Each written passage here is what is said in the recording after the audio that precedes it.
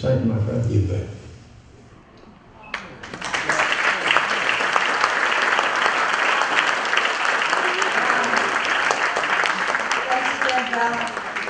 Thank you so much for bringing us that. Garcia said something on that tape. He said, Jess had no ego problem. Now think about that. I was just interviewed by Kriegel. Where's Kriegel? Kriegel, you never want to eat next to him because he gets his food all over you. And then when he's done, he eats the rest of his, he eats the rest of yours, he eats the other guy that didn't even know on the other side. But Kriegel's here. He's one of my favorite people on earth, and he said to me, what does it take to be an anchor? What's the common thread among anchor people? And I said, well, it is one thing that all of them have, all of us have, except for Jess. Jess never had it. And that was an ego problem, huh? I mean, you know, I loved Tom Snyder. Tom could be a dickhead. We all know that, huh? Yeah. I loved Tom Brokaw. Tom could be a grouch. Sorry, Mike. Mike is brother's here. He could be. I could be a diva. What? Jess, no. None of that. None of that was Jess. He had no part of that. And there isn't a person in this room that you know, we've all been there, we all do this, we've all done this, and it's a part of all of us. But, and when you're hanging around somebody for 40 years, you're bound to leak. Just never did. Did that ring a bell with everybody? He never did. Now we're going to see some clips from Connie Chung's collection, bits from several shots that we put together, Joel Taylor put together for us here. Jess and Connie co-anchored in the early 80s at Channel 2 when it was still KNXT.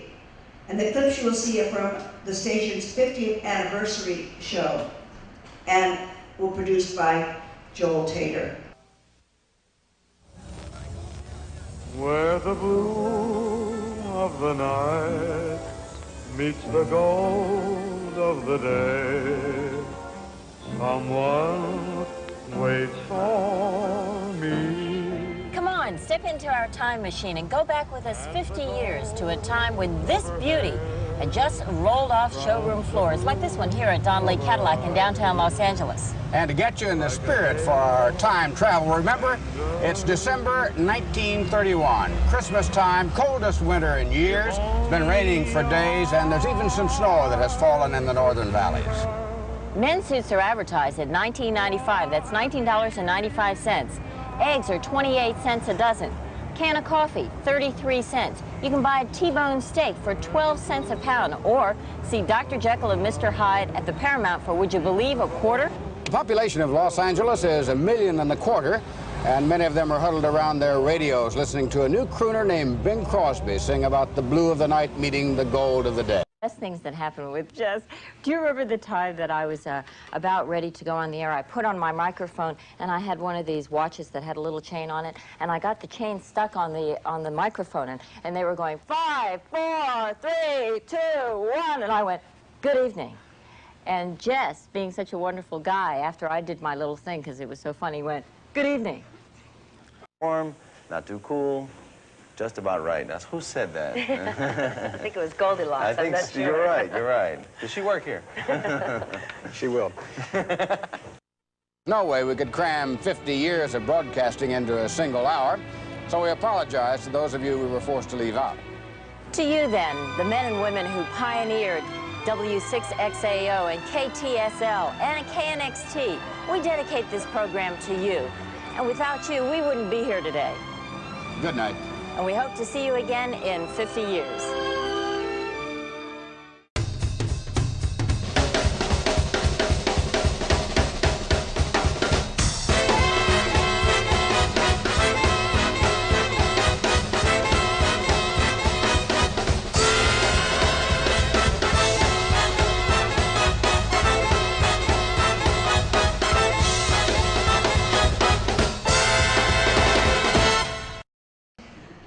We're going to go to Tom Brokaw now. Tom is here in spirit. You know that. Tom's brother, Mike Brokaw, and his wife, Beth. Say hello. They are here in person.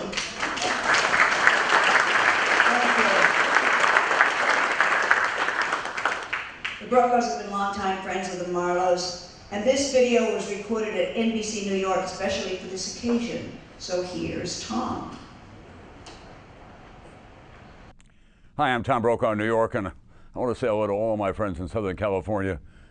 Really the most important stop in many ways that I made in this long journey that brought me here to New York eventually.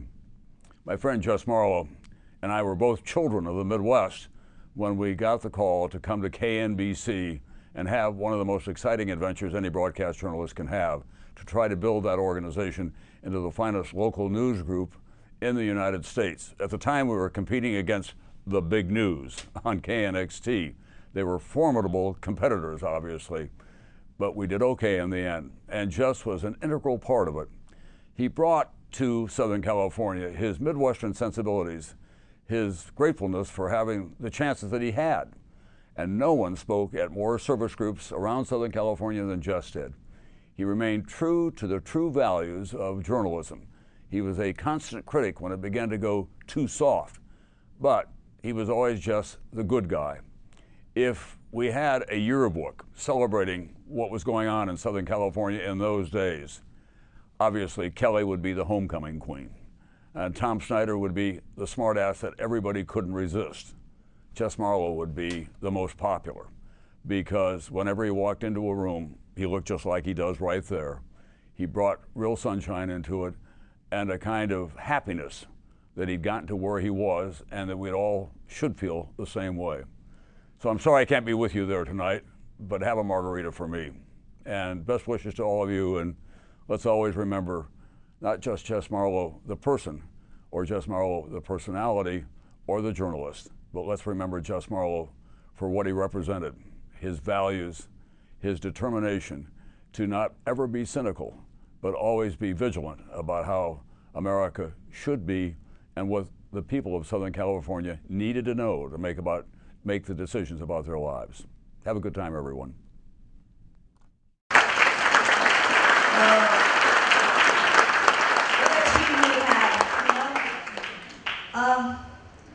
Yeah, one of the things that Jess used to say, when we always get a lot of hits, oh, this is happy news, we're all talking, we're all having a good time, blah, blah, blah. And Jess said at one point to some interviewer, he said, when you walk into the newsroom, you do not have to hang up your integrity credentials at the door. And that was Jess. Jess had it all. I'm going to run around the room now to some of you who want to offer your own short tributes to Jess, 2 minutes max, okay? And the first guy I want to go to is the boss. I call him the boss, Tom Capra, our old news director. Well, not that old. I love you, baby. I love you. Always have. Why is that?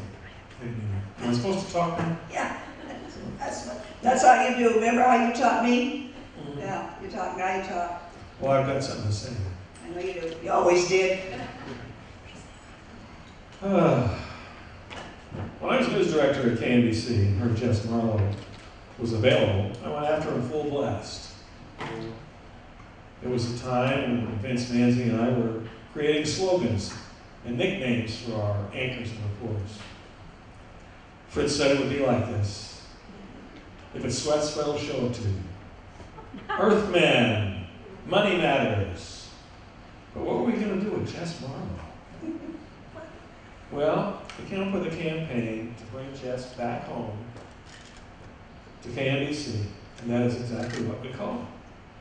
We drew a silhouette of Jess with no face and advertised it in all the newspapers and TV Guide as Guess Who's Coming Home to KNBC. There it is. Wow. It's cool. This would be your brainchild. My wife kept the original advertisement. That's it. She kept the house and the jewelry too, didn't she? Sorry. No, your mic is off. Jeez, these anchor people. I was so happy about getting Jess because he was a great anchorman and also a fantastic news commentator. He joined the team at KNBC, where I already had a very successful operation. Adding Jess put the exclamation point at the end of the sentence. And with the support of my entire newsroom and staff, the ratings soared into first positions across the board. Not only was he a great newsman, but he was a great friend. Jess Marlowe will be missed on every level, as a husband, a father, a newsman, and a dear friend. A good word for Jess is genuine. God bless you, Jess. And God bless you, boss. I'm going to find Colleen over here, because Colleen has a long, long history with Jess. And in fact, Jess was awfully good to John and Colleen, wasn't he? Jess and Phyllis. I mean, they did these parties. Jess and Phyllis did these parties that were unbelievable. You know, we used to rollerblade, John and I used to rollerblade with Jess around the Rose Bowl. To this day, I don't think I could ever keep up with him. I sure as hell couldn't skate backwards.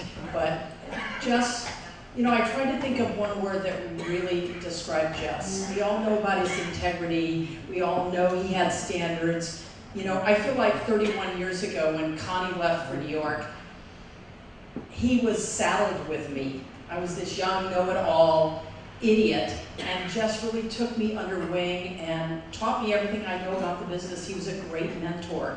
On a personal note, when I went to Saudi Arabia and came back with a husband, he and Phyllis were very generous and very accepting of John. I didn't do anything without Jess. If I bought a house, Jess and Phyllis came over and checked it out. When I was moved around or shuffled, I cried on Jess's shoulder. You guys may remember when I was moved back up, Jess was called on to deliver the message. I mean, good news, bad news, it came from Jess. He was amazing. He had a wicked sense of humor. You remember that? I was on the air with him one time. I think I was doing a story about how if you drank coffee, it would increase your sex drive. And I looked over and there was Mr. Marlowe, coffee cup in hand. I'll drink to that. He was an amazing host, he and Phyllis. We had these brunches at the beach where we would go down, and it was sort of reminiscent of the Midwest. We'd have bologna sandwiches and deviled eggs, and of course with the Phyllis touch, we always had caviar to go with it. So I moved one day, Earthman, Vicky Vargas, you guys might have been there as well. We started at 11 o'clock in the morning. We went through all the wine. Little food left, went through all the wine. We got in Earthman's car, went to the grocery store, came back, and I believe we left at 10 o'clock that evening, only because we had to work the next day. So, I mean, I loved Jess on every level. But perhaps you don't know this, and I'm not even sure John knows this. Because of Jess Marlowe, I have a better relationship with my own parents. Jess was just so damn cool. He really was. And one day in November, he said, "Oh, it's my birthday." And I said, "Oh, it's my dad's birthday too." And Jess said, "How old's your dad?" And I told Jess, and his face dropped. He said, "Really? Your dad's younger than I am?"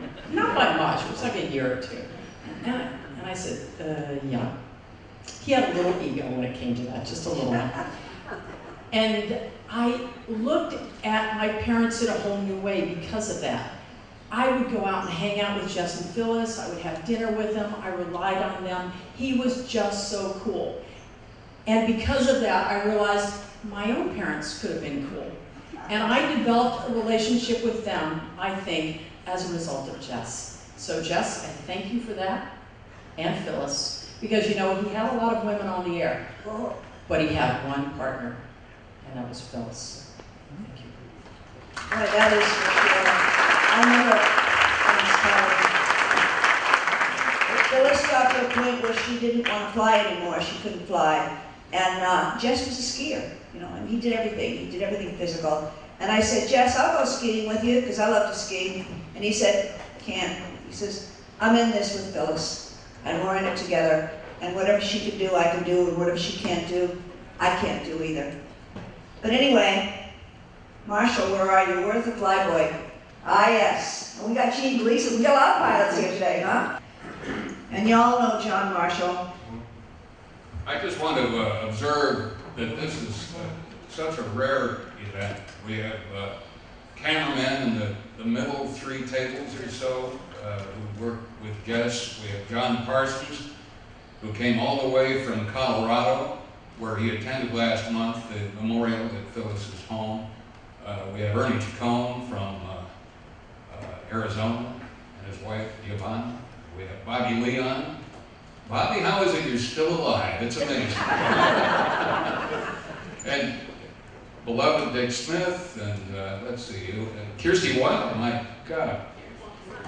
You know, I'll tell you very frankly, I thought these folks I'd never see again the rest of my life, but here you are, you're all here.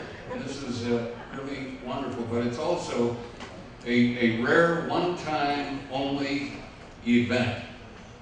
165 news people, all in the same place, in the same room, and no booze. I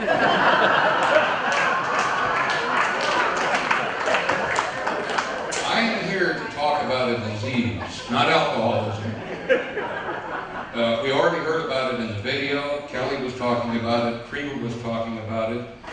As news people, most of us have observed with our own eyes athletes, actors, politicians, and TV news anchors who reach a point in their lives where they actually believe the headlines about themselves and their egos inflate and it becomes all about them and they forget why they got into the profession in the first place. One of the few exceptions, as we've already heard, of course, is Jess Marlowe. Through the years, beginning as KNBC's Orange County reporter and ending with his clearly being one of the few pillars of TV news, local TV news here in Los Angeles, Jess never forgot who he was and why he was there. He was from the land of Lincoln, and he had many of the qualities of Lincoln.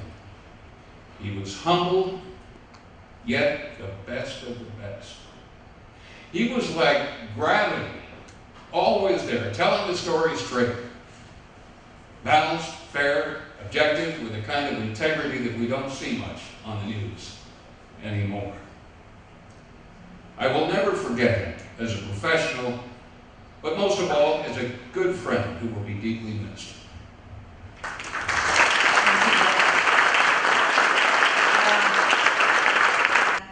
Jess always had the right thing to say. How many of you remember, I'm sitting beside him and he's doing this story about Evel Knievel, right? And Evel Knievel was jumping over yet another 40 buses or whatever the hell. And of course he crashed in a big blaze of glory. And the next shot, as Jess is looking at the monitor, is Knievel in all kinds of casts. You know, his legs are up in the air and his arms, and he's bandaged from head to foot. And Jess says, finishes off, tags off the piece with, Evel Knievel drives fast, learns slow. And by the way, Colleen, you mentioned Vicki Vargas. Vicki wanted to be here today, she can't, she's on assignment. But she said, please mention that Jess talked me down off the ledge many, many times to Channel 4. And God, we've all been there, right?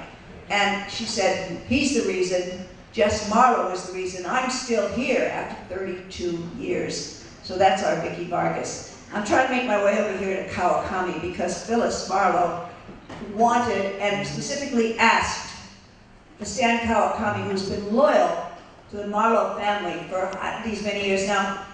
If you know the Stan Kawakami, he's still 12 years old. We don't know how that happened, but he went to Colorado to the family memorial. So Stan, your thoughts? I was producer and writer. I worked with Jess for most of 36 years, and we were dinosaurs together, and we fossilized together. One of the things that he's known for is for his reluctance to embrace the new technology, modern technology. He avoided computers, never had an email, so if you wanted to get him a message, you had to go through Phyllis, who next to Jess was a level 3 high-tech whiz. But when Channel 4 first opened its first website, we had to have at least one story in each segment, news segment, end by directing people to the website. And just didn't think such internet promos was good to put on television news. And he hated to read them, and sometimes he'd forget, and I'd have to always tell him, orders from God. So one day he was finishing a story, and he read the words, "For more details, please go to our website at www.knbcnews4.com.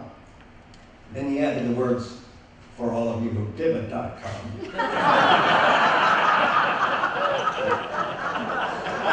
God was not happy about that. Some time ago, Jess had some heart problems, and a valve in his heart was not opening and closing like it should. So they replaced it with one that was made from tissue of a pig. And ever since then, we'd have this kind of thing where I'd ask him, "How's your heart?" And he'd say, and he'd reply, "Oh, it's doing fine, I'm feeling great." Then he'd say, "Not so sure about the pig, though." Just grew up in a big family. His own was very small, but he stayed true to his family values to the end.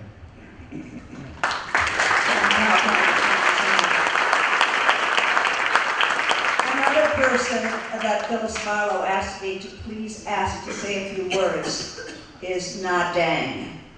Now, Na has been with the station, still is, for 39 years. So I asked Na if she would say a few words, because I know how shy she is. And she sent me an email. She did a little, she did a little Steve Jobs talk. She said, "I scared, but I do it." Here's Na.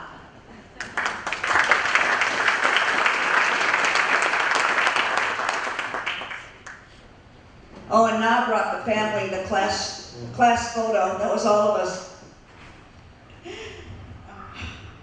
Thank you. Thank you to be here, and I'm really nervous. Yeah, this is the picture with everybody. I'm not in there, but that's the first thing I start. And Jess is a really wonderful man. He's a passion and loving care. He taught me how to, the value of the friendship. Many times of friendship, and who you are, and I'm the one who's not qualified, but he still, give me to pass, to approve to be his friend. And I still got a business card from him and all information from him. And I share with everyone in the newsroom, include Colleen and Chuck Henry and Fred Coleman and everyone in the newsroom. And I try to take a picture with everyone of us and send it to him. And tell him we love him, we miss him, and just do the best can. And Jess and Peter just have a 65-year anniversary together. They have a wonderful life. I miss him, hope the rest is, and he enjoy with all his friends, community in the another world, without fear and without tear. Thank you.